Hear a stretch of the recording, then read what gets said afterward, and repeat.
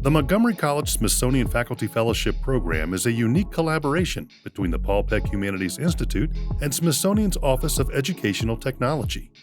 This unique professional development opportunity encourages community college faculty to teach with the Smithsonian.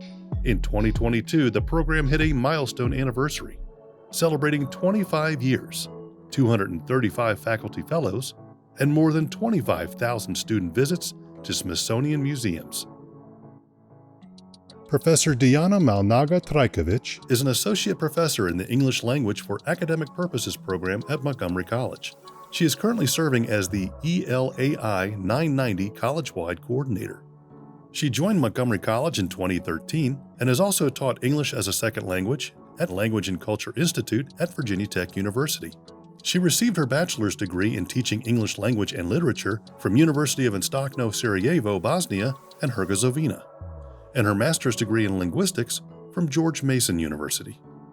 The title of my Smithsonian Fellowship Project is The Change We Can Make, and it focuses on empowering students by teaching them the hard history, but at the same time, making them understand that change is possible, and there are always actions they can take and choices that they can make that can make this that can shape this world into better and more equal place for all of us. So I don't think there's a better way to start this presentation than by sharing a quote that I actually shared at the beginning of this class. I actually implemented the project in, and the quote is by the late U.S. Congressman John Lewis, a prominent civil rights activist.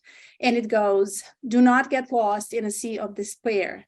Be hopeful, be optimistic. Our struggle is not the struggle of a day, a week, a month, or a year. It is the struggle of a lifetime. Never ever be afraid to make some noise and get in good trouble, necessary trouble." I truly believe that this quote set the right tone for this course, in which focuses on empowering students to create possibilities in the world that frequently denies them opportunities. So this project was implemented in ELA 990, which is a 6-credit advanced integrated skills course for non-native speakers of English language. In this course, students practice reading, writing, listening, and speaking skills to prepare for credit level courses. This project was implemented in a 7-week accelerated course in fall 2020, and some of the goals, besides obviously reaching student learning objectives, were to enhance critical thinking and interaction with the important current issues of social justice, to deepen students' awareness of their identities and civic social responsibilities, and to make perceptible changes to peacefully counter systemic racism, marginalization, and discrimination. So the students were first introduced to the topics, the themes of this course, which is different social justice issues, namely immigration and racial inequality.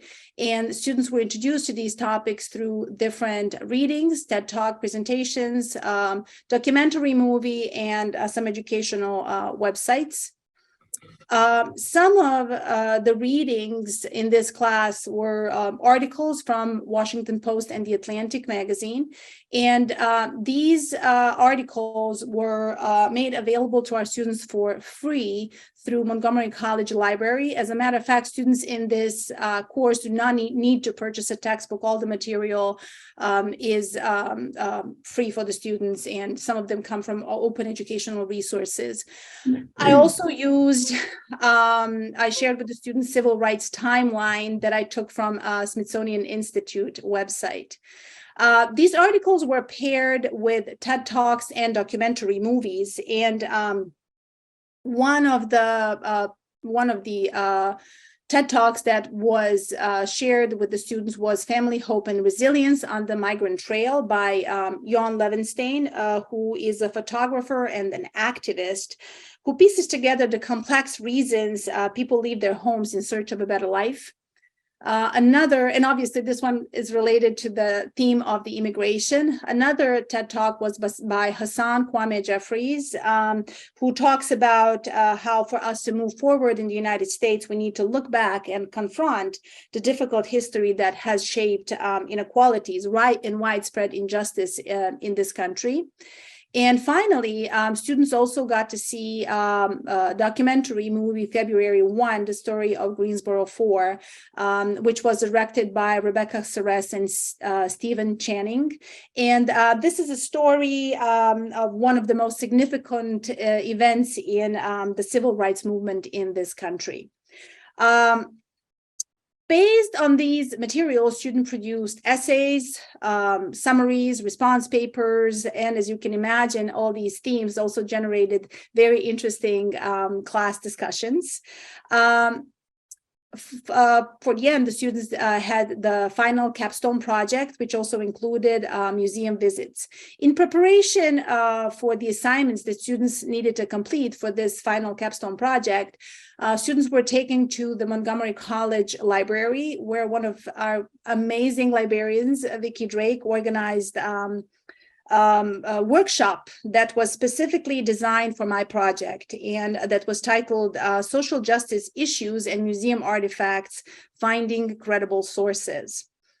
The first museum that my students visited was the National Museum of American History, and we saw Many Voices, One Nation, which is obviously related to the theme of immigration in my class. And this particular exhibit showcases many distinct people and cultures that created the culture of the United States. And then, of course, students got to see the Greensboro lunch counter, which is connected to the racial injustice theme of this class. About 2 days later, I took a smaller group of students to the National Museum of African American History and Culture, and they saw a powerful exhibit, Making a Way Out of No Way. It focuses on African Americans who, in the midst of racial oppression, created ways to serve and strengthen their communities. The first part of their final project was an oral presentation, and for this assignment, they needed to select an artifact that resonated with them.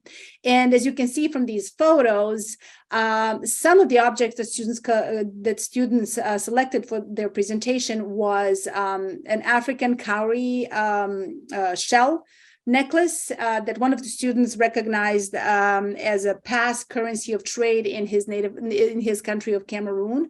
Another student selected mortar and pestle, the items that apparently are still used in his country to prepare some of the traditional homemade dishes.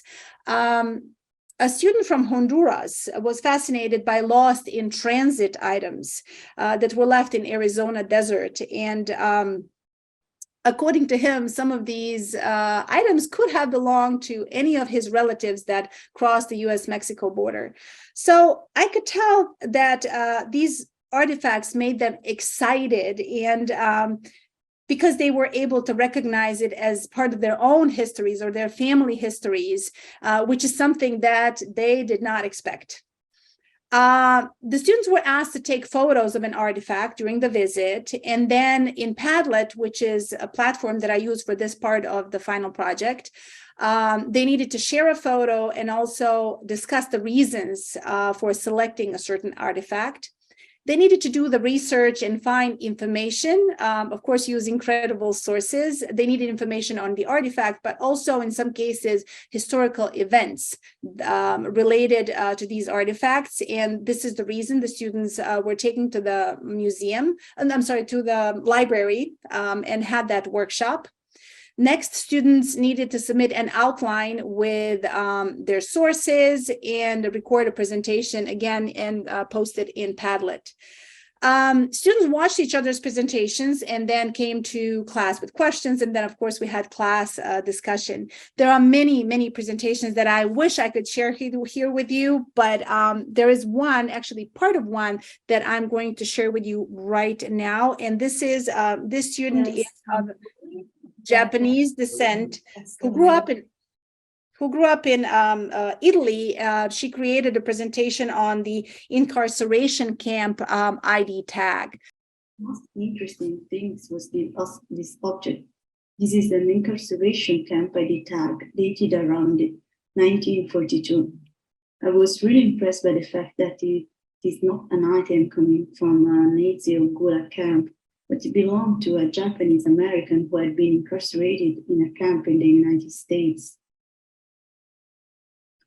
I felt connected to this object because it reminds me of the Pietro d'Inciampo, standing stones in the Jewish ghetto of Rome.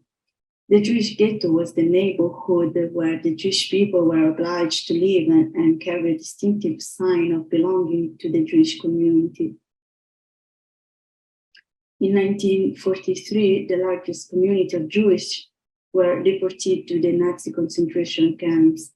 And today, the names of the Jewish deportees are engraved in the standing stones in the streets to remember those who have never returned.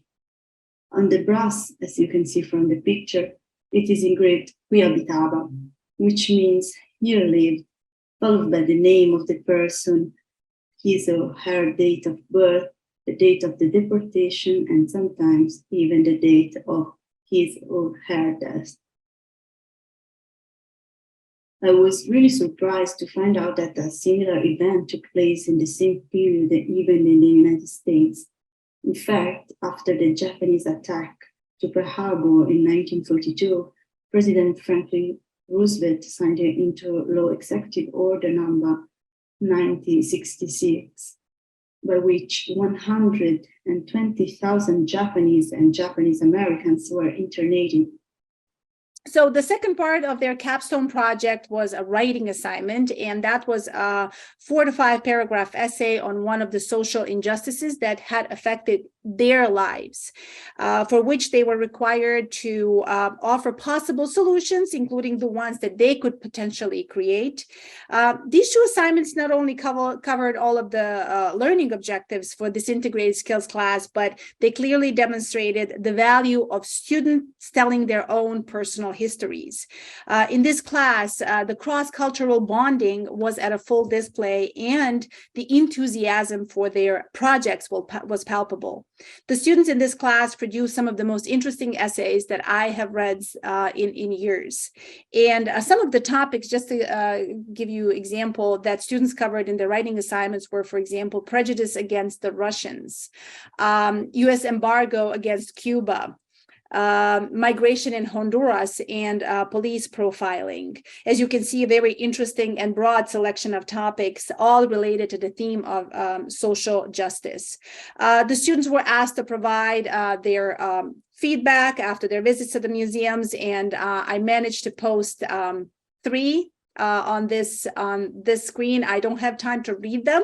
I believe I need to finish. The last thing I wanted to share is that on the last day of the class, I shared the same John Lewis quote that I shared with them on the first day of class, and I asked them how they feel about the quote after going to the museums and watching the TED Talks and seeing the documentary movie. And what I can say is that I received some definitely more profound, more educated, and optimistic responses. And that really gave me hope and also showed the importance of doing these projects. Thank you very much.